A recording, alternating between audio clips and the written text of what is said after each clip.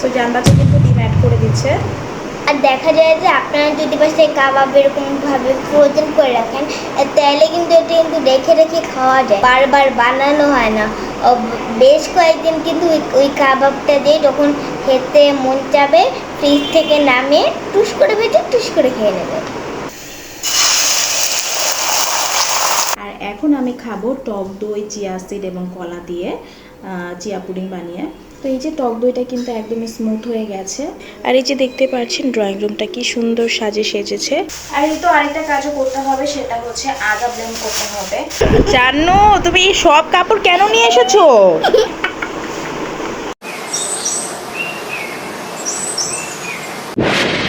ছুটির দিন কিন্তু হাজারো ব্যস্ততা, কারণ ছুটির কথা শুনলেই মনে হয় যে কত কত কাজ জমে আছে। ছুটির কথা শুনলেই মনে হয় পুরো সপ্তাহ জুড়ে যে কাজগুলো পেন্ডিং ছিল সেই কাজগুলো সব করতে হবে। তাই তো সকালবেলা ঘুম থেকে উঠে আগে চিন্তা করছিলাম যেহেতু অফ ডে আজকে, সো যেসব কাজ পেন্ডিং আছে সেগুলো করে ফেলতে হবে, এতে করে কিন্তু নেক্সট কয়টা দিন একটু রিল্যাক্সে কাটানো যাবে। আর এই যে দেখতে পাচ্ছেন ড্রয়িং রুমটা কি সুন্দর সাজে সেজেছে, রঙিন লাগছে একদম দেখতে, তাই না? কারণ গতকাল রাতে যেহেতু একটু বৃষ্টি পড়েছে তাই বারান্দায় যে কাপড় ছিল সেগুলো সব ড্রয়িং রুমে মেলে দিয়েছিলাম। আর এই তো বুটের ডাল ভিজিয়ে রেখেছিলাম রাতেই, তো দেখি বুটের ডাল দিয়ে কি করা যায়। আমাদের অফ, বাট জান্নাতের বাবার তো অফ নেই, তাই ওর জন্য এই যে এখানে লাঞ্চ রেডি করেছি। তো সব কিছু গরম করে নিয়েছি।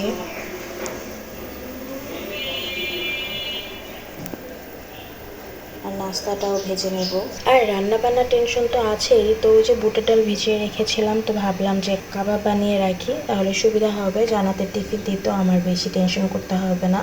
আর চিকেন রান্না করব ভাবছি, তার সাথে বেশ কয়েকটা লেজ রয়ে গেছে মাছের, তো ভাবলাম যে আজকে লেজ দিয়ে একটু ভর্তা করে ফেলি, জান্নাতও পছন্দ করে।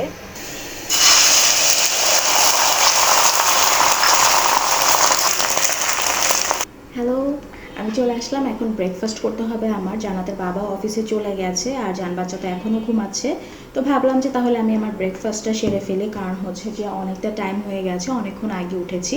আর উঠেই তো আমি মেথি পানি খেয়েছি, যেটা আমি রাতেই ভিজিয়ে রেখেছিলাম। আর এখন আমি খাবো টক দই, চিয়া সিড এবং কলা দিয়ে চিয়া পুডিং বানিয়ে। খুব ভালো লাগে। আর চিয়া সিডটা যেহেতু রাতেই সোক করে রাখতে হয়, সো আমি কিন্তু রাতে সোক করে রেখেছিলাম, এবং এই যে এটা কিন্তু একদমই আঠালো হয়ে গেছে। তো এখন আমি কিভাবে করে চিয়া সিডটা খাই সেটা দেখাচ্ছি।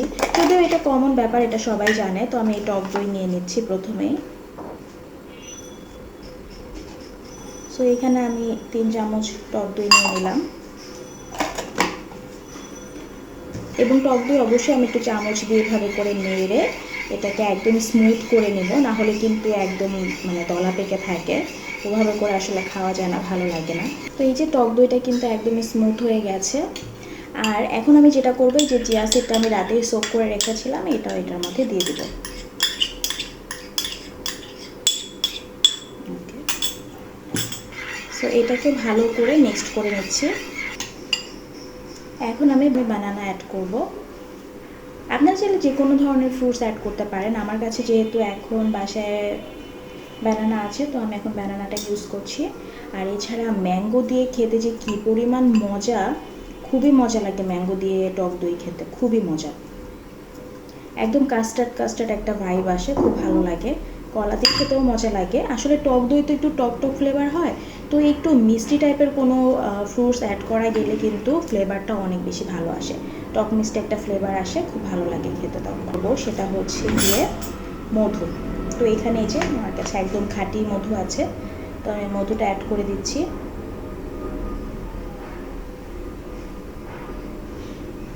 ওকে, ডান।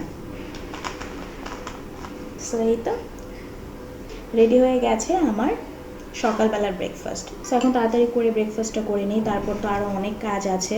আজকে যদিও বাসায় আছি, আজকে অফ, তারপরেও কিন্তু বাসায় অনেক কাজ থাকে, তো সেগুলোও করতে হবে।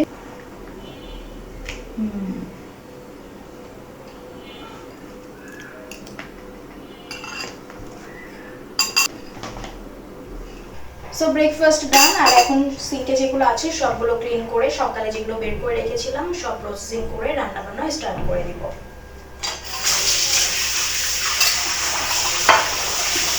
আর এই তো আরেকটা কাজও করতে হবে, সেটা হচ্ছে আদা ব্লেন্ড করতে হবে। তো আদা আমি পুরোটা ব্লেন্ড করিনি, বেশ খানিকটা রেখে দিয়েছিলাম কারণ তখন একদমই হাতে সময় ছিল না।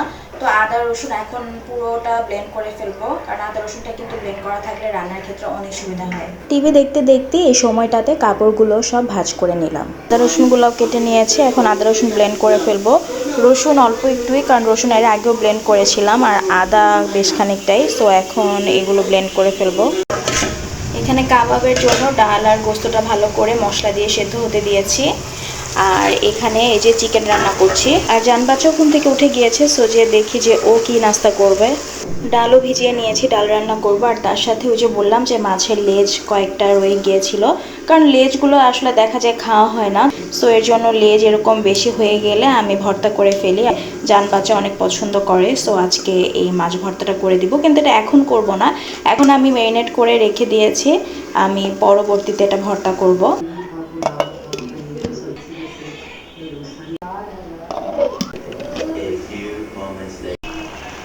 আর এই তো এখানে একটু চাও বসিয়ে দিয়েছি, কারণ সকালে যেহেতু চা খাইনি, সো একটু চায়ের ক্রেভিংস উঠেছে। তো ভাবলাম যে না, চা খাই।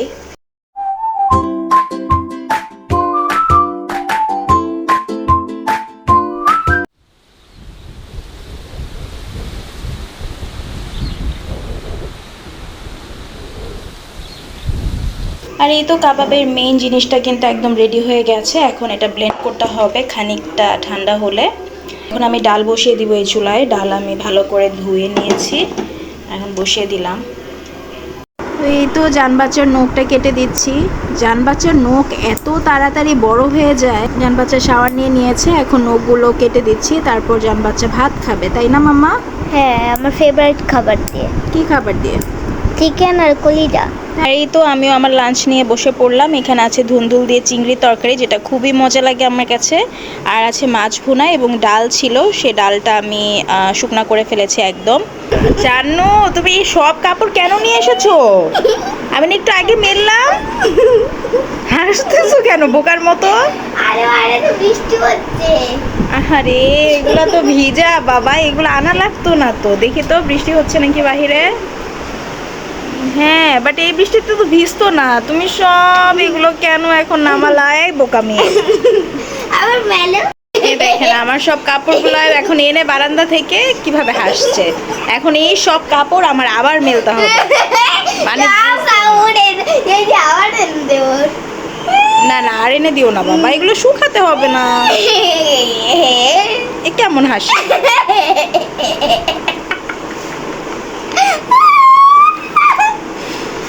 মানুষ তোমাকে কি বলবে? কিভাবে হাসতেছো তুমি? বৃষ্টি নেমেছে রে, পুরা মানে পুরো দেখা যাচ্ছে না কিছু। কি বৃষ্টি নেমেছে, কিছু দেখা যাচ্ছে না। ওই সাইডটা দেখো, কিছু ঝুম বৃষ্টি, ঝুম বৃষ্টি। আর দুজন দেখো হাত দিচ্ছে। তো হ্যালো এভরিওয়ান, তো একটু আগে মাম্মি দেখা হচ্ছে কাবাবের ডো ব্লেন্ড করে রেখেছে। তো এটা দিয়ে আমরা এখন কাবাব বানাবো। আর অ্যাড করবো পেঁয়াজের বেরেস্তা, কাঁচা মরিচ, আর হচ্ছে কি একটা কাঁচা ডিম, যে ডিমটা আমি অ্যাড করবো। ওকে।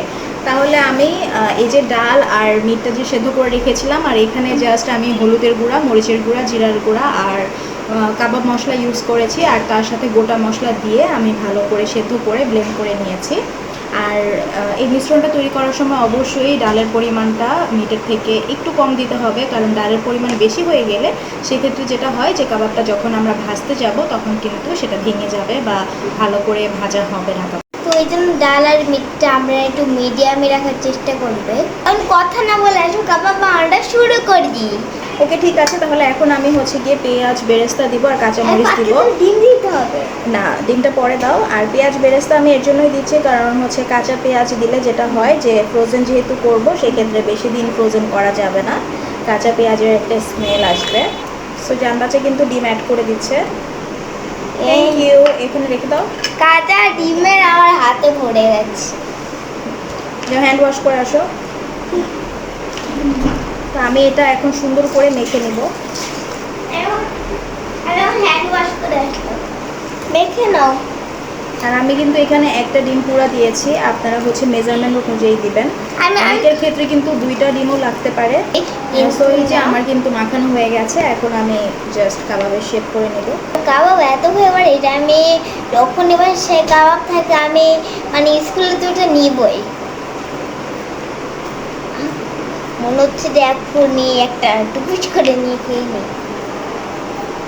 কিন্তু এটার মধ্যে একটু আগে ডিম অ্যাড করা হয়েছে, এত ডিমটা খাওয়া যাবে না। যতক্ষণ না শুকাচ্ছে এটা খাওয়া যাবে না। হ্যাঁ অবশ্যই আজকে আমরা সন্ধ্যার নাস্তা ইনশাল্লাহ কাবাব দিয়ে করব, আর বাদ বাকিটা জান্নাতের জন্য ফ্রোজেন হবে, তাই না? হ্যাঁ, বাদ বাকিটা আমি কালকে স্কুলে নেব। আর দেখা যায় যে আপনারা যদি বাসায় কাবাব এরকমভাবে ফ্রোজেন করে রাখেন, তাহলে কিন্তু এটা কিন্তু রেখে রেখে খাওয়া যায়। তাহলে কি হয়, বারবার বানানো হয় না। বেশ কয়েকদিন কিন্তু ওই কাবাবটা দিয়ে যখন খেতে মন চাবে ফ্রিজ থেকে নামিয়ে টুস করে ভেজে টুস করে খেয়ে নেবে। ইতিমধ্যে দেখতে পাচ্ছেন যে আমাদের অনেকগুলো কাবাব হয়ে গেছে। আর এইভাবে করে কিন্তু ফ্রোজেন করে রাখলে বাচ্চাদের টিফিনে দিতে অনেক বেশি ইজি হয়ে যায়। আর বাচ্চাদেরকে প্রসেসড ফুড না খাওয়ানোই ভালো, যেগুলো আর কি ফ্রোজেন করা থাকে, লাইক নাগেট, সসেজ, এগুলো। সো আপনারা যদি একটু কষ্ট করে চিকেন ওর এরকম বিফ কাবাব বা চিকেন যদি একটু ম্যারিনেট করে রেখে দেন ডিপে, জাস্ট স্কুলে যাওয়ার আগে ভেজে দিলেই কিন্তু হয়ে যায়। সো আমার মনে হয় যে হোমমেড জিনিস খাওয়ানোই ভালো বাচ্চাদের। আর ইদানিং তো সব খাবার সব কিছুতে এত বেশি ভেজাল যে আসলে বাইরের খাবার দিতেই ভয় লাগে। ব্লেড দেওয়া থাকে ছোট ছোট, এটা ওই ব্লেড দেওয়া খাবার খেলে জিভ পাকাটার সম্ভাবনা থাকে। তাহলে কি বাইরের খাবার খাওয়া যাবে না? ওকে। আর কথা বলতে বলতে কিন্তু আমাদের অলমোস্ট কাবাবের দই শেষ হয়ে গেছে। তো গাইস দেখেন কাবাব রেডি হয়ে গেছে। আর আপনারা যারা টেনশন করেন যে পরের দিন বাচ্চার টিফিনে কী দিব, বাচ্চায় তো কিছু নেই, তখন যদি ফ্রিজে এরকম কাবাব থাকে ভেজে দিয়ে দিবেন, আর পুরো আর টেনশনই থাকবে না। পুরা ভেজে দিলে কিন্তু কোনো টেনশনই থাকবে না। গ্রাম ছিল মনে হচ্ছে যে 1-2টা এখনই খেয়ে ফেলি। কাবাবগুলো ভেজে নিচ্ছি, আর এই যে দেখতে পাচ্ছেন কত সুন্দর হয়েছে, একটু ভেঙে যাচ্ছে না। আর এটার কারণেই হচ্ছে যে ডাল আর যে মিটের পরিমাণটা সেটা একদম পারফেক্ট হয়েছে। সেই সাথে আমি যে এগ ইউজ করেছি, তো এগের পরিমাণটা পারফেক্ট ছিল। তো একদম সুন্দর করে ভেজে নিচ্ছি লাল লাল করে। কাবাব ভাজা তো রেডি হয়ে গেছে। জান বাচ্চাকে ঘুম থেকে উঠে এখন আমরা সন্ধ্যার নাস্তাটা করে নিব। আজকের ব্লগটা তো আমার এই পর্যন্তই ছিল। সবাই ভালো থাকবেন। Thanks for watching.